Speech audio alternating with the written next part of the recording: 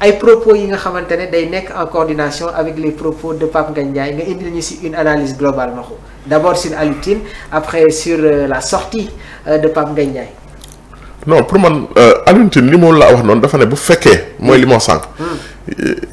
médecins yi dañu jàpp ne son état de santé est incompatible waaw et incompatible avec la vie carcérale. Ce serait mieux je pense que loolu kenn waxul leneen.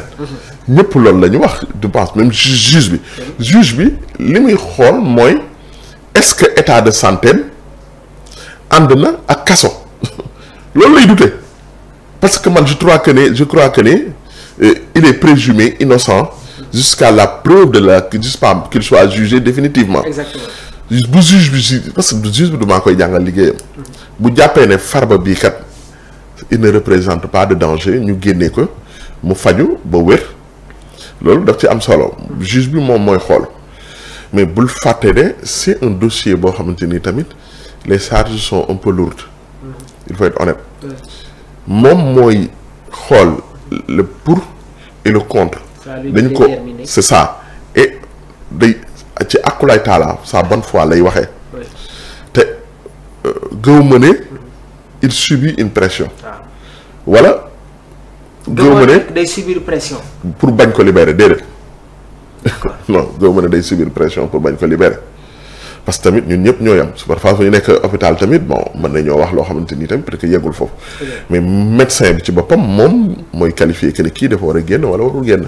alors Pape Ngagne Ndiaye nekk tamit journaliste à la TFM jotoon na def benn sortie toujours sur l'affaire Farba Ngom donc moom tamit jot na interpellé sax le premier ministre Ousmane Sonko concernant yenn arrestations yi mais d'abord sur l'affaire Farba nan ngay jàngatee tamit ses propos.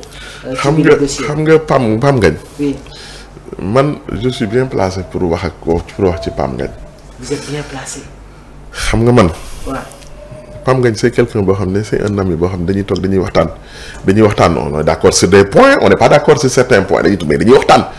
et c'est un démocrate pur laa la wax. c'est un démocrate pur. Pape Ngagne c'est un démocrate pur et dur maanaam c'est quelqu'un boo xamante ni il accepte l'avis des autres. Pape Ngagne il accepte l'avis des autres soo seetloo li mu wax man la veille on s'est vu veille bi muy def émission boobu la veille on s'est vu man moom soxnaam boobu am na ñoo xam ne ñoo ngi Sénégal 7 mën nañ ko seede je parlais avec son épouse ci wax parce que dañuy werante dañuy wax affaire yooyu noonu bi mu waxee ci Badara Gadiaga je pense que je ne trahis pas en secret mën na ko Badara Gadiaga mën na ko saay Badara Gadiaga moom li mu wax war ko woon wax il faut être honnête li mu wax war ko woon wax ji mu wax dafa ëpp s'il y a des choses yoo xamante ni être devant la caméra c'est une responsabilité. Oui. C'est une responsabilité mais pour man waa Pastef yi ils ont mal qualifié point Pape Ngagne. xam nga tax ma wax loolu foofu noonu am na benn précision nee na mën nañu waxtaan mais nañ ci génnee waajur yi. non loolu sax après la li mu njëkk a wax laa bëgg a ñëw di wax. waaw allez-y. xam nga Pape Ngagne.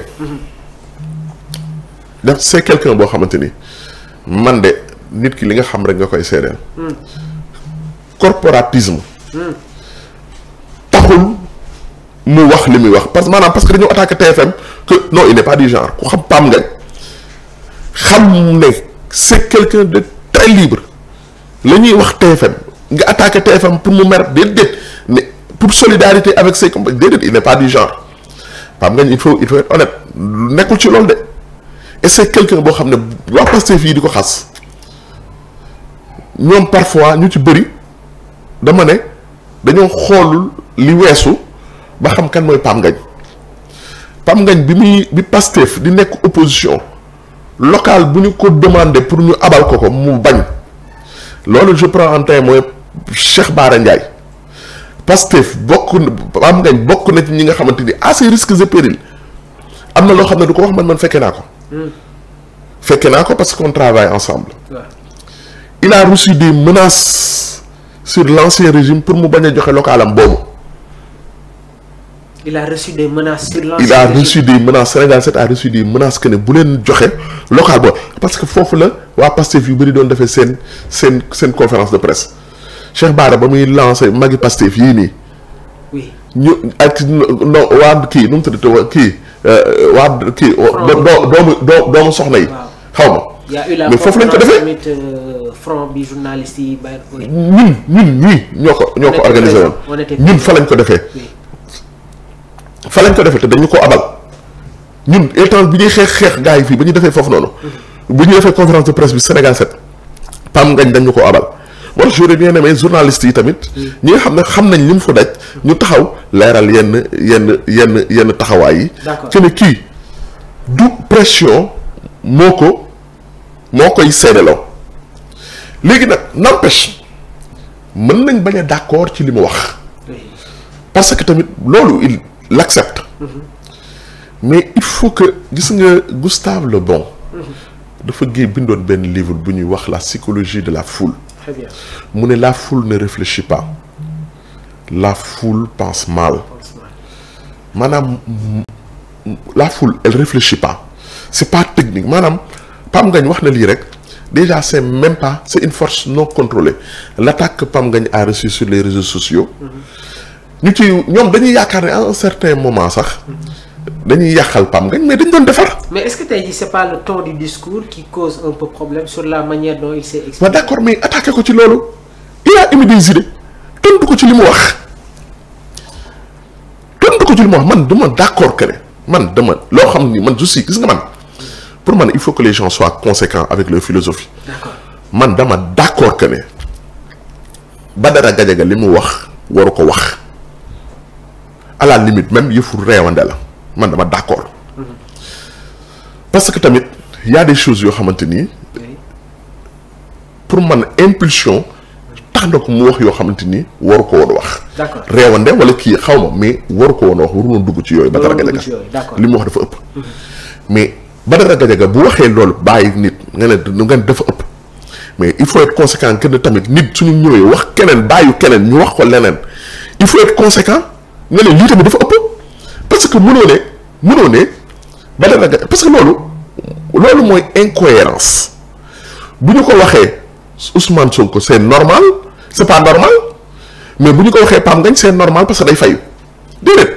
pour loolu moo tax démb Pam Ngagne nee na mën nañu waxtaan mais ñu bañ ci dugal waajur yi. non ñoom sax déjà Pastef ce qu'ils ont fait sax c'est pas réfléchi grand un artiste yow nga jël une œuvre artistique ngeen ne da ngeen ko ci challenge mais grand loolu mooy man Pam Ngagne su doon may Pam Ngagne barki alxuraan loolu du ma ci wax une œuvre artistique man de dama doon leen def leen ko ñeenti at est-ce que xam nga ne bépp élément bu ko challenge def ko ci réseaux sociaux yi tu as fait gagner au père de Pam Ngagne de l'argent bépp lecture képp ku challenge ndaga xam nga ne jël nga xaalis fay ko papay Pam Ngagne streaming la ça se paye c'est de la monétisation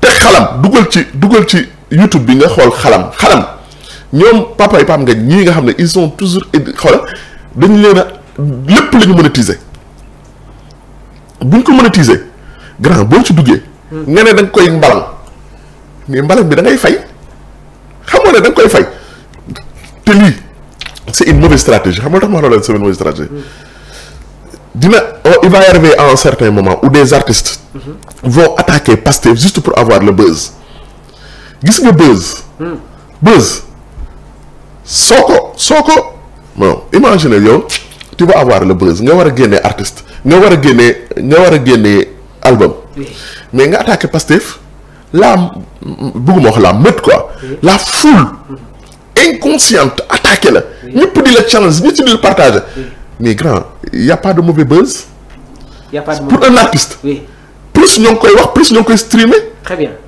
mais grand c'est le Super Bowl tu te souviens Super Bowl de l'incident avec Janet Jackson elle l'a fait exprès moom ak Justin Timberlake ñoo ko tey waaw fecc ba sama yàgg ma jékki-jékki génnee wen bi pour exploser le lendemain le nombre parce que de téléchargement et le monde de streaming parce que streaming bi plus moo ngi yokk plus tu gagnes de l'argent d'accord léegi yow nga ñëw un artiste nga ne non da nga koy bëgg a wàññi nga jël artiste boobu kat nga yokk streaming bi maanaam nga koy challenge. saa boo ko challenge fay nga Papa Ngagne xaalis. day nekk en coordination maxu ak beneen actualité muy la sortie de Barthélémy Diaz moom itamit dès l'entame de ses propos mu wax ak le premier ministre Ousmane Sonko waaye tamit gis nañ si ban démarche